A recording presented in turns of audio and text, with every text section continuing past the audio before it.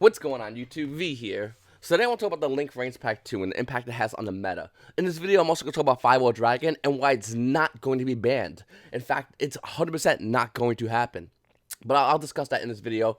But looking right into it, I'll put the links to this this is right here in the description for YuGiOh organization. It's all the Link Vrains Pack 2 cards. They got revealed. Konami OCG did a little thingy where they do this and they play around with each other and they all have really like super Asian hair, and they show all the Link Vrains Pack 2 cards and they spoil it. That's great. I wish we kind of had something like that here in TCG, but it is what it is. Looking into it though, here's all the cards. Like I said, I'll leave a link for you, but I'll show you the impact of these cards being announced in the market. But before I begin about that, I just want to say, guys, listen, these prices I'm about to show you are all going up in value because of hype. It's going to cool down, and then we can talk about buying them afterwards. That's going to happen. But right now, they're going to be inflated because everyone wants to get in on these cards as soon as possible. So let me go over to the first card. Raptor Tribute Lanus. Mark price going to be about $8, roughly 7 to 8. It's coming in about $18, and after that, it quickly goes to $20. There's not many prices of this card left in the market. Raptor cards always sold the same amount of price point, but Raptor Fortress being another card that's actually going up in value because it's a secret rare version of original print. It came on ultra rare, but the secret rare is the one that's money. Market price going to be about $2. Price is showing to go up in value, and we can see it over here, just about bought out. There's 2 places at 10. After that, it goes up to $20 for Force Tricks. It's weird because I bought a playset of these because when the Battle Lights one came out, this price tanked for like 4s a piece because I just wanted these because I play Black Wings, and this happened. I mentioned it on my market watch. I was like, yeah, I'm just buying these. I'm gonna lose money. Why not? I'm next 5 for Mr. Tanky. Now, I keep saying this is going to go up in value, and here it is right now. I think it's going to go up in value for another reason later on in the future, but market price is going to be about $29. By the way, this card was going lower its own market price. It was continuing slowly going lower. You can see over here in price charts as it slowly dives down. Now looking at it, it's about $33. Then it hits about $38. And then over here it's $44. I mean, the price continually scales. Ends roughly around $55 over here for 5 for Mission Tanky. I think this is a really good card. And I'm in a weird spot because, like I said, I don't want you buying into this because it's really high in value. I got this card relatively cheap, and I feel like I'm probably gonna hold it, to be honest with you. You can do whatever you want to do, but I think 5 for Mission Tanky, the ulti, is going to start coming down in value slowly, eventually, and then you could have an opportunity to buy it at a cheaper price. Right now, the price is really overinflated because of the announcement of these new link cards. Scraps. Okay, so I mentioned scraps. Literally, like after my first market watch after Nationals, I mentioned scraps. In fact, I have a great side story in which I walked over to all the vendors and I bought all the. I literally went to them, me and another guy, and I was like, listen, I want to buy all your OT Scrap Dragons, all your OT Scraps and Dragons, and your Secret Rare Scrap Orthros. And for Scrap Dragons, it's really simple. You see, Scrap Dragon came out Ultimate Rare, came out Ultra Rare in Duelist Revolution, and it came out Super Rare a couple of years, like a year later, and the distance between the super rare and now is a ton of time.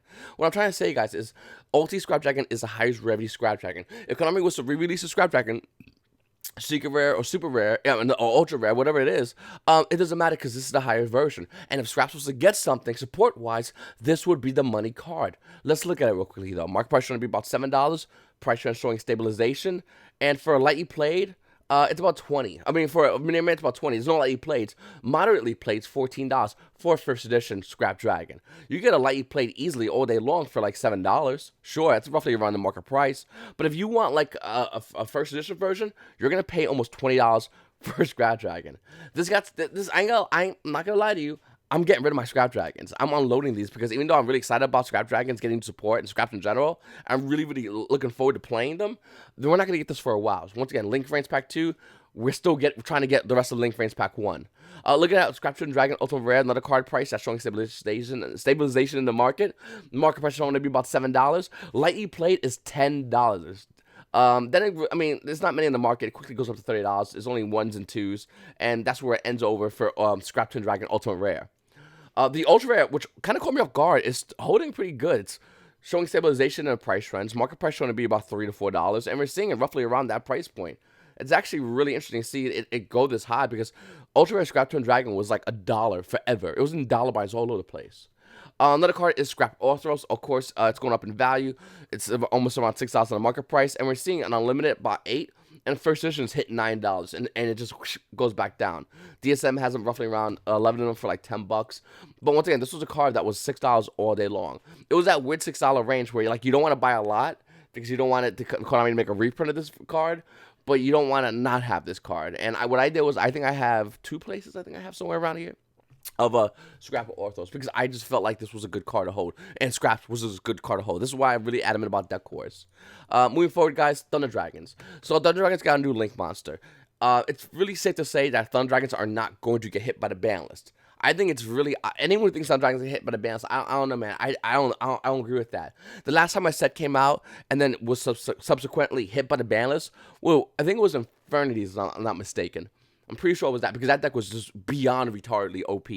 But Thunder Dragons, I don't think it's going to hit by the ban list. I think it's going to stay the same. I think they're a pretty good deck, and I think it's still going to maintain being a tier 1 deck. Should you buy it right now? Absolutely not. The reason is simple. Next month, Thunder Dragons and Soul Fusion in specific is going to come out on an unlimited edition in the special edition packs. So the price of the unlimited is going to drop down the price of the first edition. I still say buy the first edition, spend a little extra money, but it's going to go down in value. And since it's going to go down in value, why spend extra money for Thunder Dragon Colossus currently right now when you can wait after the special edition comes out and it's going to go down in value, and then you pick this deck up. And this is a really good deck still, and I think that's something you want to check out. I mean, look at the other cards. They're already going down in value, like Dragon Dark and Dragon Roar. Dragon Roar is about $15. Dragon Dark is about $18. These cards are like $20 and $22 respectively for a while before they start dropping down in value because of the anticipation of, not even, like I said, I don't think the bans, I think it's going to be because of the reprints.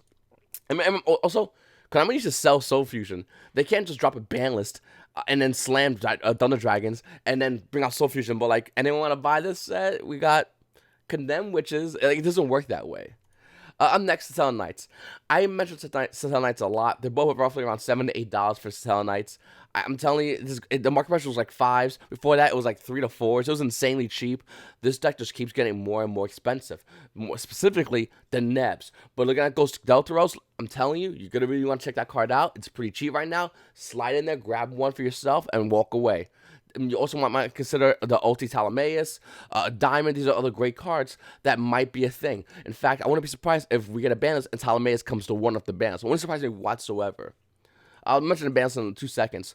Luminlight Panther Dancer is going up in value. Mark price going to be about $6. Price is left around like $8 roughly. And to be honest with you, if we're going to be blunt honest, if we was to get that Luminlight Link monster today, it's not going to do nothing. I think we all kind of know this. So if you hold Panther Dancers, sell them. They're free money. Like, they're not good enough to play in our meta. They're nice. I like the new Link monster, but it's just not that good enough. And the last card is Trap Trick Trap Hole Nightmare. The Astro Pack 6 version. Price not showing stabilization. Mark price going to be about $8. And yeah, no, it's like 9, and then 9, and then 10, and he has about 34 of them. And after that wall's broken, I mean, it's not far between, until those cards, $36. This guy just has 29 of them, which is kind of, once again, sketchy. But this guy has about, 3 of them, and they're probably around $17. Trap Tricks Trap Hole Nightmare is another card because of the new Link stuff coming out. That's going to be coming out for Trap Tricks. Once again, I don't recommend you buying this. I recommend you selling this. I recommend getting rid of all these cards. Besides Tanky, if you have Tanky, that's really hard to find. But getting rid of all these cards, maybe keeping a place for yourself, and just making a ton of money. Especially during the hype season right now, right before a ban list that we're inevitably going to find out about. By the way, a little fun fact about the ban list. A source to me told me that YuGiOh in Asia specifically told their player base, right to their face, we're not going to hit Firewall Dragon. They said it. That's it. In my opinion, that's good enough for me. When OCG YuGiOh says we're not hitting Firewall Dragon, it's not going to happen in TCG YuGiOh. I know everyone wants it to be hit. Everyone wants it to be banned. I agree it should be banned. But since it's not going to be banned, the best we could hope for is, like I said, forever, is an errata to Firewall Dragon's ability. Now, what's going to happen with the ban list? Because obviously we don't know if it's going to be errata or not. Well, here's what's going to happen. Konami's going to do what's called a shotgun ban list. So any deck that can create a Firewall FTK is going to get a shotgun at its fucking face. It sounds horrible because it is. So if you're playing a deck like, oh, I'm playing Murmos, this is a fun deck, oh, I'm having such a good time. Well, sorry, guy, your deck creates an FTK, shotgun to the face.